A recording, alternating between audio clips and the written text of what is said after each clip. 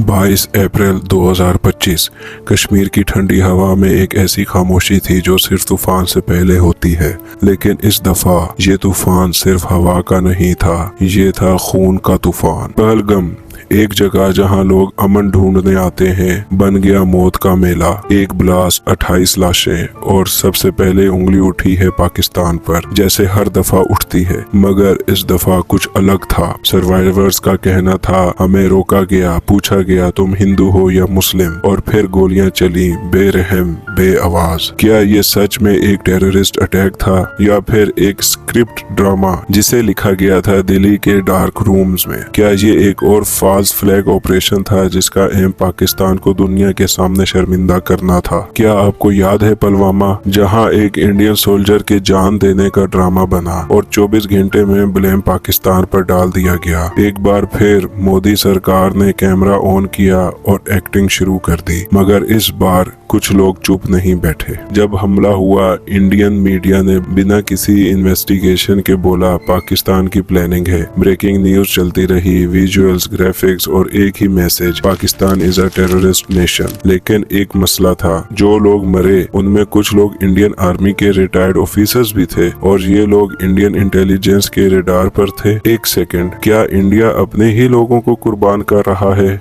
सिर्फ ताकि एक नया नैरेटिव बनाया जाए? ऐसे सवाल बढ़ते गए, लेकिन इंडियन मीडिया का कैमरा कभी इन एंगल्स पर गया ही नहीं। क्यों? क्योंकि कहानी लिखी जा चुकी थी। मोदी को चाहिए था इलेक्शन विनिंग वेपन, और जैसे हर दफा एंटी पाकिस्तान हिस्टेरिया ही उसका शॉर्टकट बन गया। पाकिस्तान, जिसके पास ना सैटेलाइट प्रूफ ना ग्लोबल मीडिया कंट्रोल, सिर्फ एक सच था और दुआ थी कि दुनिया उसे सुने। हमने ब्लास्ट के बाद इन्वेस्टिगेशन की ऑफर दी, प्रूफ मिला, एविडेंस दिखाने को कहा, लेकिन जवाब में मिला क्या? साइलेंस, इंडियन एरोगेंस और मिसाइल ड्रिल्स। यूएन तक ने फॉर्मल रिस्पांस दिया, लेकिन इंडिया ने बोला हम अपना बदला लेकर रहेंगे।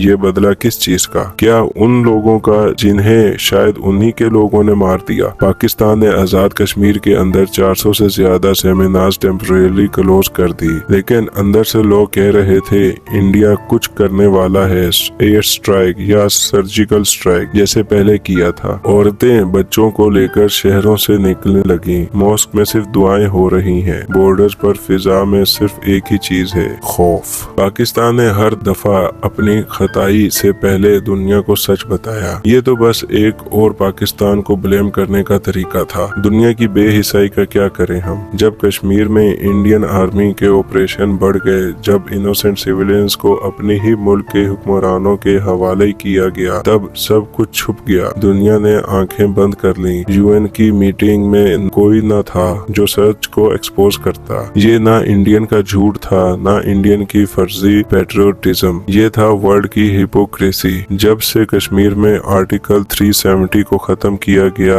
जब से कश्मीर लोगों की आवाज बंद कर दी गई, सब कुछ गलत चल रहा था। ये सिर्फ कश्मीर का मसला नहीं था, ये थी पूरी दुनिया की नींद का कटोरा। इंडिया की मीडिया मशीनरी ने पाकिस्तान की इमेज को सबसे बेइज्जत कर दिया, लेकिन रियलिटी ये थी, कश्मीर के लोग खुद पाकिस्तान से मदद चाहते थे। मकबूल भट्ट के केस हो या बुरहान वानी की शहीदों की दास्तान, सच ये था कि इंडिया ने उनको मार दिया और उसको इतना खौफनाक बनाया कि दुनिया ने सिर्फ आवाज सुनी। पाकिस्तान को एक्यूज किया गया, लेकिन कभी इंडिया के एट्रोसिटीज का जवाब नहीं दिया गया। लेकिन ये सब एक छोटी सी कड़ी थी जो किसी बड़े गेम का हिस्सा थी। हर दफा इंडिया का एजेंडा सिर्फ एक ही होता है, कश्मीर का एनेक्सेशन, और फिर उसमें अपने डोमिनेंस एस्टेब्लिश करना। ये जो पहलगाम ब्लास्ट हुआ, ये सिर्फ एक फेक अटैक का ड्रामा था, दुनिया को पाकिस्तान का धोखा देने के लिए। ये पूरा प्लान तैयार किया गया था।